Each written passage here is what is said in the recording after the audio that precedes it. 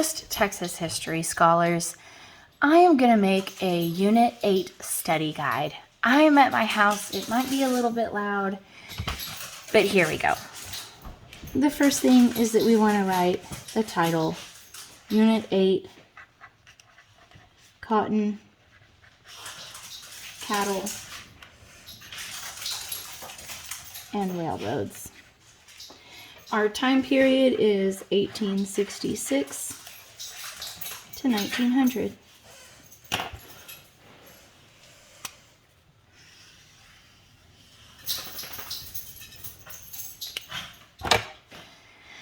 It should be noted that the Civil War took place right before our unit starts. The Civil War was from 1861 to 1865. That's sort of part of our unit, but kind of not. The Civil War creates a demand for beef.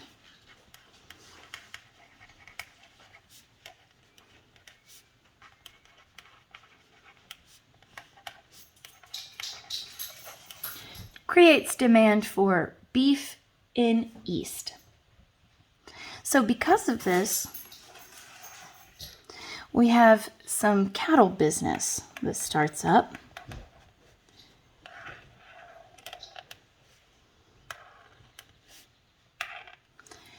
This cattle business is based on the Spaniards that brought cattle to Texas. They had people that were very skilled keeping cattle, and those were called Spanish vaqueros. And our cowboys in this unit are copycats of the Spanish vaquero. They're using the same tools, they're having similar skills.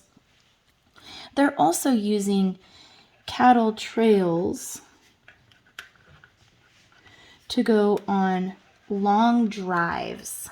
They're taking these cattle from South Texas, northern Mexico, and they're taking them up to Kansas or other cow towns where there's a railroad. A major danger of this is going to be stampedes.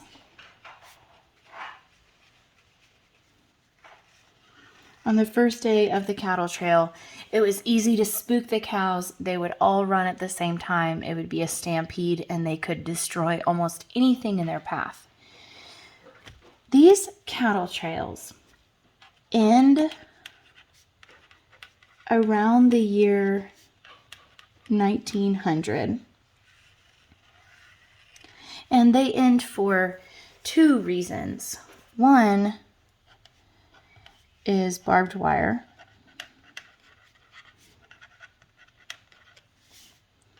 And two is railroads.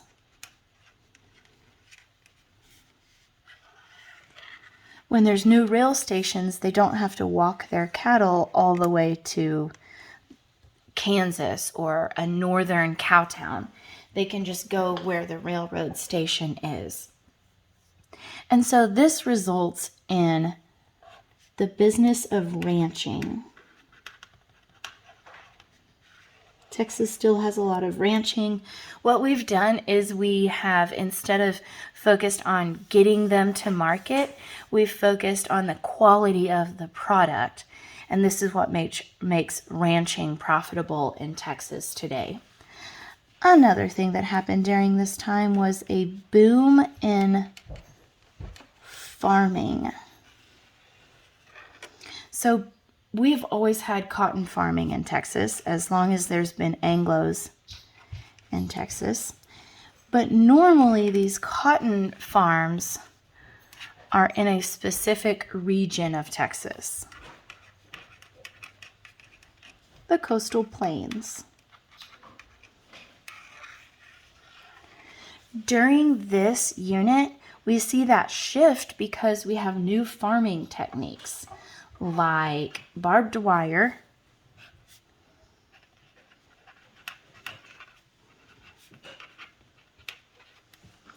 and like windmills.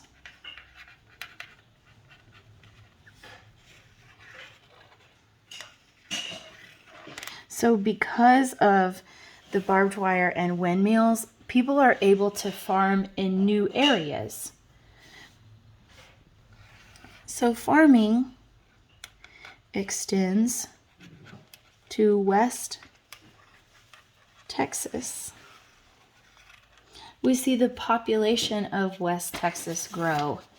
We see new towns pop up, and towns that used to be smaller now are getting bigger.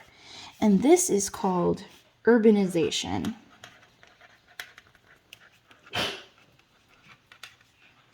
So because of these things, this all leads to urbanization. It's pretty important. Urbanization means that population increases. Where there's more people, there's more business, and there's more money. So we have population increases, especially in big cities and in West Texas. Because of greater population in Texas, Native Americans are getting cornered further and further into West Texas. And there becomes this breaking point where the Anglo settlers, Texans, Tejanos, can no longer live with the Native Americans. And we call this the Frontier Wars. During the Frontier Wars, the goal was to move Native Americans to reservations.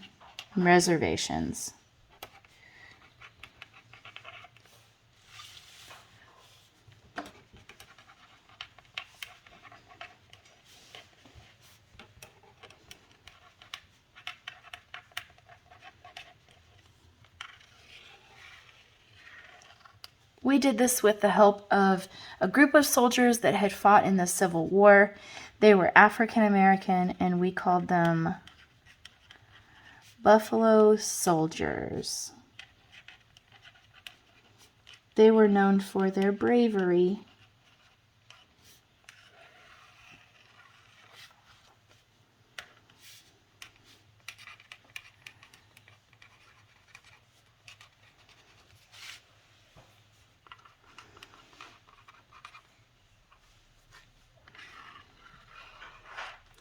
Okay, so the Buffalo Soldiers and also just in general former Civil War soldiers helped fight the Frontier Wars.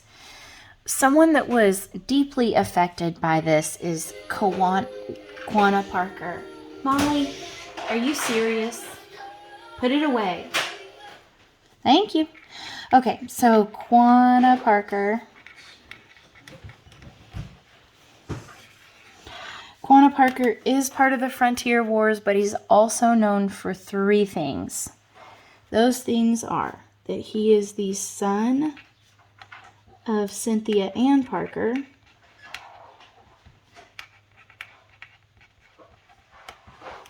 Cynthia Ann Parker was kidnapped by Comanches at a young age. She was raised by them, and then later on, once she's already married and has children in the Comanche tribe, then she's like, quote unquote, rescued. Super sad story. She dies really soon after she was rescued. Okay, so Quanah Parker is the son of Cynthia Ann Parker. He's also the last Comanche chief.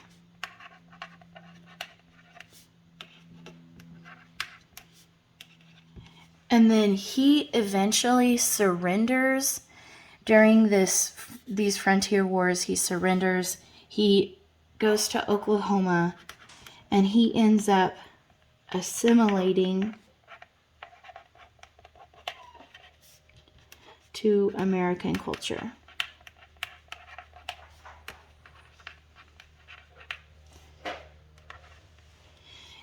In doing this, he influenced others to do the same, which made the frontier wars shorter and less violent than they would have been without him. So here's all about Quanah Parker right here. Next, we are going to talk about railroads.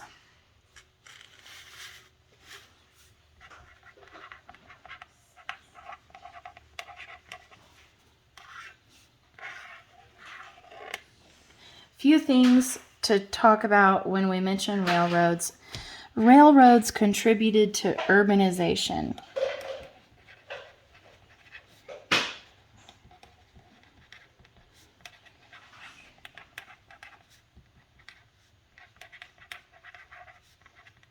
So large cities got bigger because of the railroad.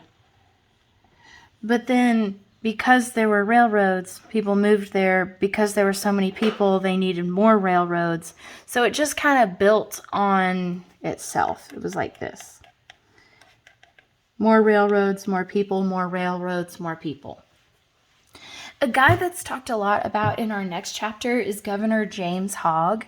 And we didn't talk about him in this one, but it's good to go ahead and mention that during this time period, we saw some unfair practices among railroad companies. And Governor James Hogg, let's just make it like this. Okay, James Hogg of Texas. Governor James Hogg sees that the railroads have some unfair pricing, and he doesn't want to just let them get away with that. Instead, he creates this new part of the Texas government, which is called the Texas Railroad Commission.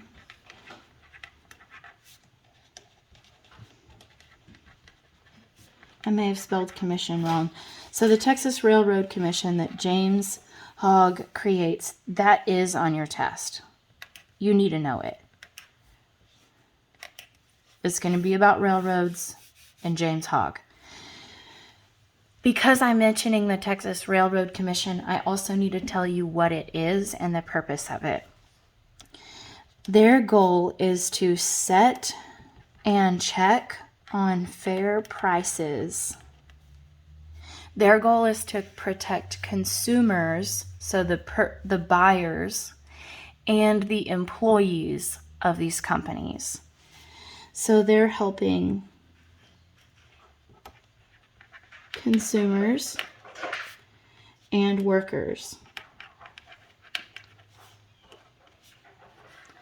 Now, what the Railroad Commission is not on the test, but this is a good bridge into our next unit where we're going to talk about progressivism, modernizing Texas. We're going to look at change in society and reforms, and James Hogg is the one that kind of spearheads all of this with the Railroad Commission. And it's because of the things that happen in our chapter with the railroad expanding and urbanization. So there is your study guide. I hope that you do a great job on your test. Good luck.